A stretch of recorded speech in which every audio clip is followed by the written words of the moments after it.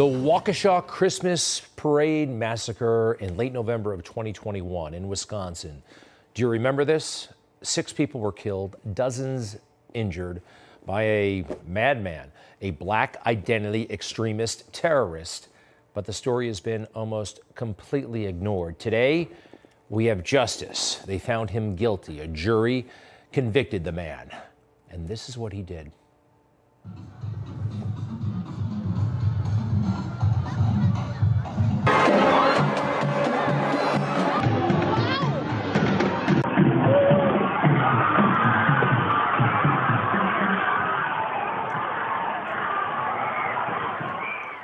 We have to stop it there for obvious reasons. I've seen the full version of this tape, and it's beyond a nightmare. 6 people killed, a kid, all the way up to a person in their early 80s, and again, dozens injured. The verdict, after a fairly bizarre trial, convicted Darrell Brooks, who defended himself. And you know what happens when you're your own lawyer. You have a fool for your client, but justice was served. We, the jury, find the defendant, Darrell E. Brooks, guilty of first-degree intentional homicide as charged in count 1 of the information.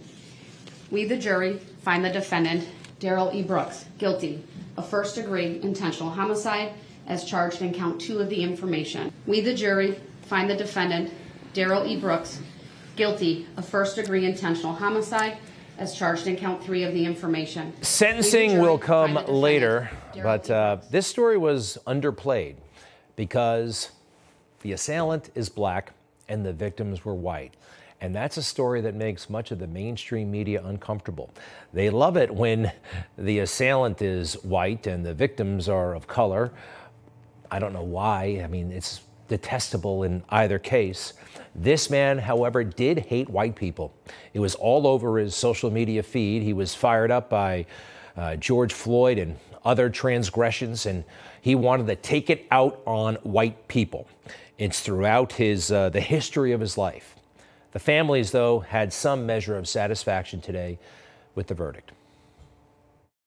We are satisfied that this defendant has been held accountable for his actions. We've been praying for this day for a long time. My 5-year-old daughter came up to me and handed me this necklace with my mom's ashes in it, and she told me to take my mom with us for the sentencing. So she was with us today.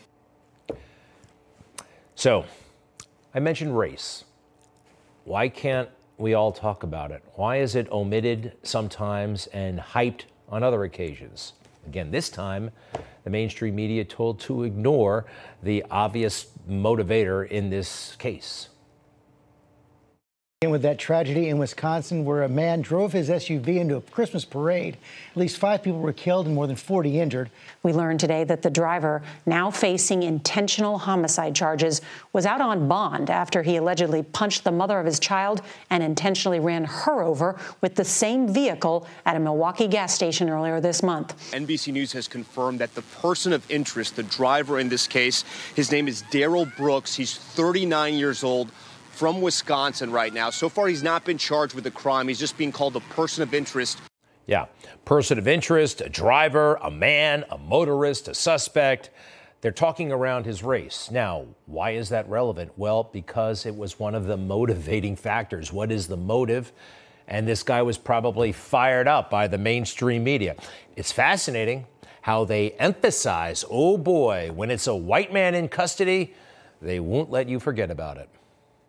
Here's the suspect, okay? He's a 21-year-old white man. This 21-year-old white male mass murderer. The suspect in custody is white. Police say a 28-year-old white male carrying 2 handguns crashed a stolen truck into a building. It's humanizing the shooter once again. Yeah. And can I point out that the shooter is a white man who is alive after they knew that he had killed 8 people.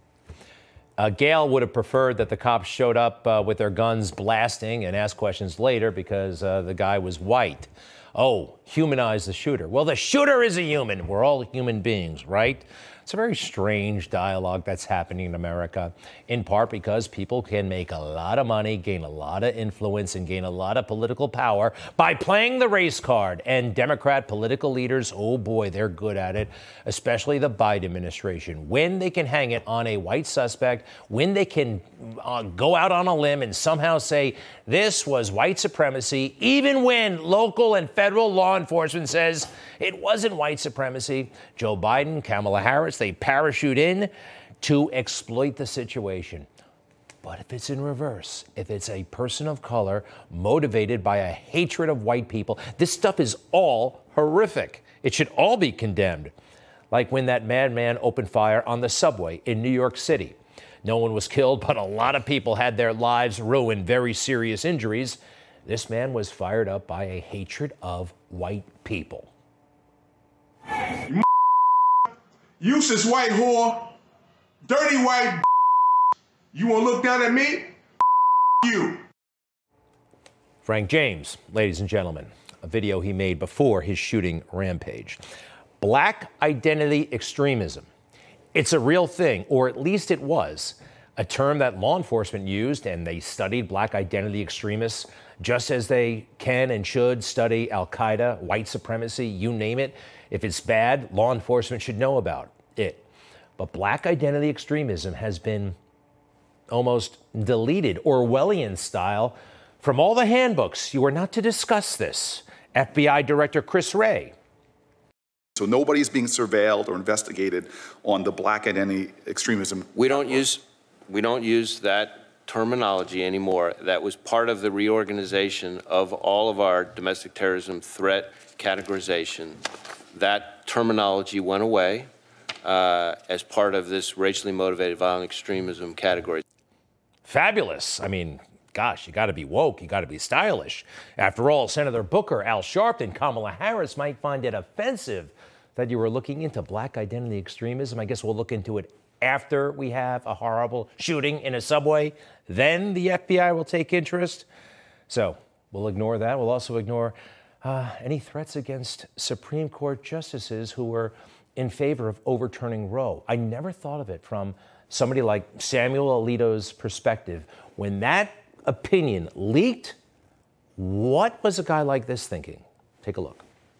The leak also made those of us who were thought to be in the majority in support of overruling Roe and Casey targets for assassination, because it gave people a rational reason to think they could prevent that from happening by killing one of us.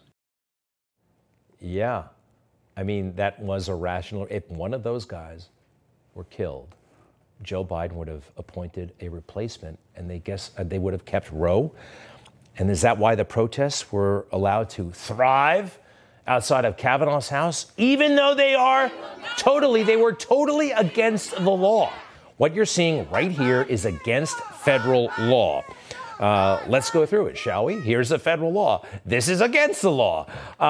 Anyone with the intent of interfering with, obstructing, or impeding the administration of justice, or with the intent of influencing any judge, juror, witness, or court officer, and pickets or parades in or near a building housing a court of the United States, or in or near a building or residence occupied or used by a judge, juror, witness, shall be fined, imprisoned not more than 1 year, or both. At least tell them to take a hike, get lost.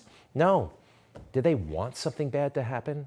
Something bad almost did happen. Remember that crazy kid who drove all the way across the country with a bag full of weapons, was hanging around outside of Justice Kavanaugh's house?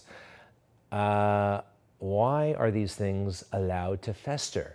And why isn't Senator Schumer in jail? I want to tell you, Kavanaugh, you have released the whirlwind, and you will pay the price. You won't know what hit you. If you live in New York, this guy's up for re-election. Joe Pinion, a very good man, is running against him. Everybody should go out and vote. Let's go back to how he started. Darrell Brooks, after he was convicted And again, we heard from the families and the victims. They were honored, and we're going to actually meet somebody who survived that attack a little bit later in the show. But what was Darrell Brooks thinking after this? Was there any remorse, anything like that? No. He's upset because court starts tomorrow at 8:30 in the morning. Watch his reaction. See everyone tomorrow morning at 8:30.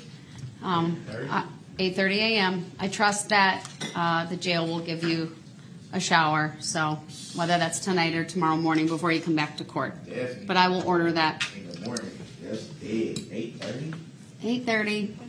I'm not getting up there early. He's got to be some tonight type thing going on. That's when we start court every morning, sir.